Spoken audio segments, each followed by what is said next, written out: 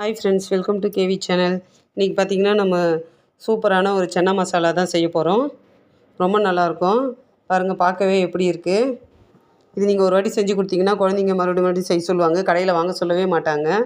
அவ்வளோ நல்லாயிருக்கும். இது எப்படி செய்கிறதுன்னு பார்க்கலாம். வாங்க வீடியோக்குள்ளே போகலாம்.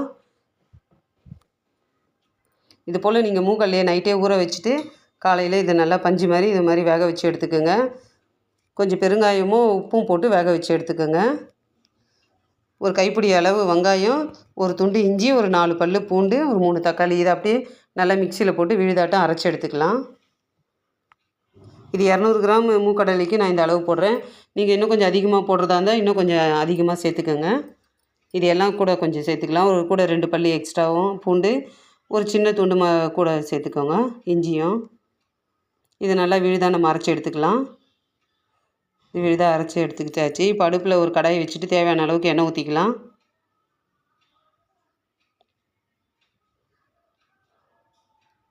எண்ணெய் காஞ்சதும் வெங்காயம் போட்டுக்கலாம். இதுக்கு கடுகுலாம் எதுவும் நம்ம போட தேவையில்லை. வெங்காயம் பொன்னிறமானதும் இந்த அரைச்ச விழுதை அதில் ஊற்றி வதக்கிக்கலாம். வெங்காயம் பொன்னிறமாயிடுச்சு. இந்த அரைச்ச விழுதை ஊற்றி பச்சை வாசனை போகிற வரைக்கும் இது நல்லா வதக்கி எடுத்துக்கலாம்.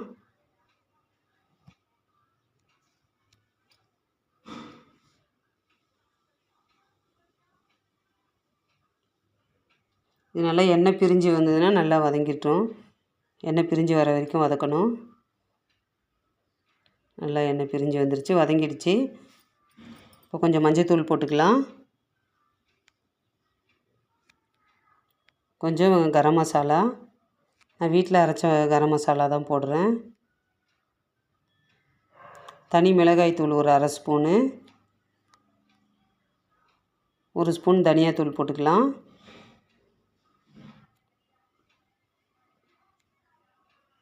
2 ஸ்பூன் சன்னா மசாலா போடுறேன்னா, உங்களுக்கு வேண்டான்னா நீங்கள் இன்னும் 1/2 ஸ்பூன் தனி மிளகாய் தூளும் 1 ஸ்பூன் தனியாத்தூளும் போட்டுக்கோங்க. இது சன்னா மசாலா நல்லாயிருக்கும். இது நான் கடையில் வாங்கினது தான் போடுறேன். அப்புறம் வீட்டில் வறுத்து அரைச்ச ஜீரகப்பொடி, அது ஒரு 2 ஸ்பூன் போட்டுக்கணும். அந்த ஜீரகப்பொடி தான் நம்மளுக்கு மெயின் ஃப்ளேவர் கொடுக்கும். நல்லா அந்த எண்ணெயிலே கொஞ்சம் வதக்கி விட்டுட்டு இந்த நம்ம வேக வச்ச சுண்டல் அதில் ஊற்றிக்கலாம். அந்த தண்ணி மெயினாக நம்ம அந்த சுண்டலில் ஊற்றணும். அப்போ தான் அது நல்லா டேஸ்ட்டு கொடுக்கும். அதுலேயே நம்ம உப்பு போட்டு தான் வேக வச்சுருக்கோம். அதனால் இதுக்கு உப்பு நம்ம கொஞ்சம் கம்மியாக பார்த்து போட்டுக்கலாம். நம்ம இது நல்லா கலந்து விட்டுட்டு ஒரு 5 நிமிஷம் மூடி வச்சிடலாம்.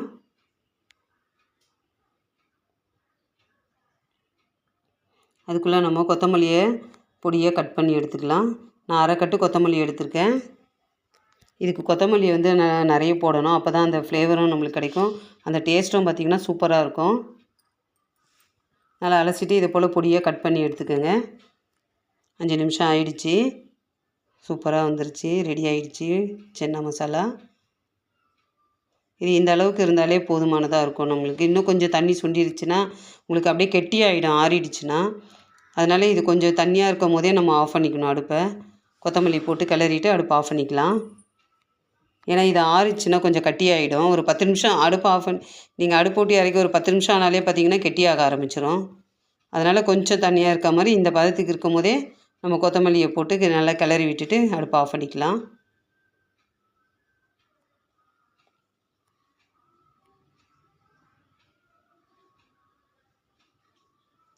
அவ்வளோதான், சன்னா மசாலா ரெடி. இப்போ நம்ம அடுப்பை ஆஃப் பண்ணிக்கலாம்.